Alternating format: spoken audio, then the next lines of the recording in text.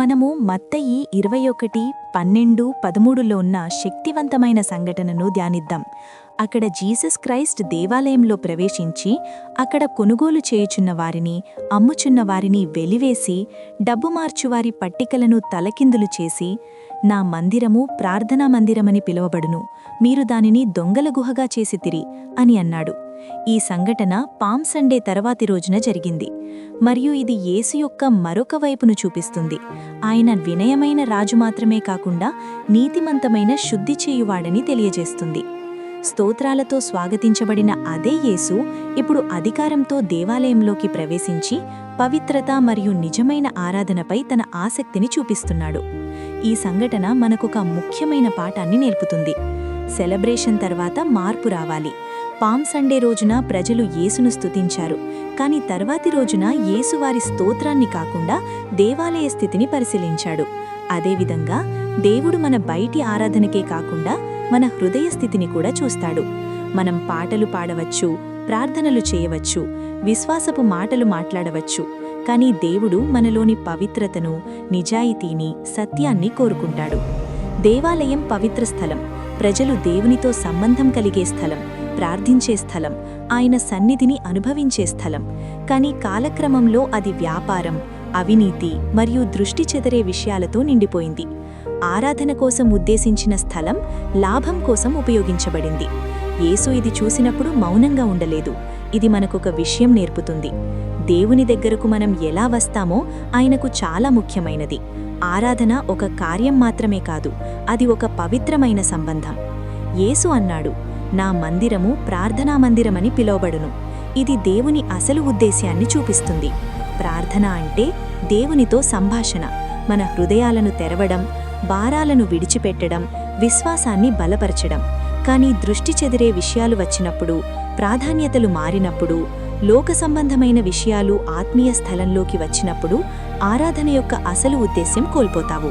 ఈ సందేశం కేవలం భౌతిక దేవాలయం గురించి మాత్రమే కాదు, ఇది మన జీవితాల గురించి కూడా. బైబిల్ చెబుతుంది, మనమే దేవుని మందిరం, మన హృదయం ఆయన నివసించే స్థలం. కాబట్టి మనం మనల్ని మనమే ప్రశ్నించుకోవాలి, మన మందిరంలో ఏముంది? మనం పాపం, గర్వం, లోక సంబంధమైన కోరికలను దేవుని స్థానంలో ఉంచామా? యేసు యెరూషలేము దేవాలయాన్ని శుద్ధి చేసినట్లే ఆయన ఈరోజు మన హృదయాలను కూడా శుద్ధి చేయాలని కోరుకుంటున్నాడు. కొన్నిసార్లు ఆత్మీయ శుద్ధి సులభం కాదు. యేసు పట్టికలను తలకిందులు చేసినట్లే ఆయన మన జీవితాలలో కూడా కొన్ని విషయాలను తొలగించవలసి ఉంటుంది. అవి అలవాట్లు కావచ్చు, ఆలోచనలు కావచ్చు, మనలను దేవుని నుండి దూరం చేసే విషయాలు కావచ్చు. కానీ ఈ శుద్ధి మనకు హానికరమైనది కాదు, ఇది మనకు మంచిదే. దేవుడు చెడు విషయాలను తొలగించి మంచి విషయాలతో మనలను నింపుతాడు. యేసు చేసిన ఈ కార్యం ఆయన నీతిపరమైన ఉత్సాహాన్ని కూడా చూపిస్తుంది. ఆయన కోపం కారణం లేకుండా కాదు, అది పవిత్రమైన కోపం. అది అన్యాయం, అవినీతి మరియు దేవుని మందిరం దుర్వినియోగంపై ఉంది. ఇది మనకొక పాఠం నేర్పుతుంది. మన జీవితాలలో కూడా నీతిని నిలబెట్టే ఆసక్తి ఉండాలి.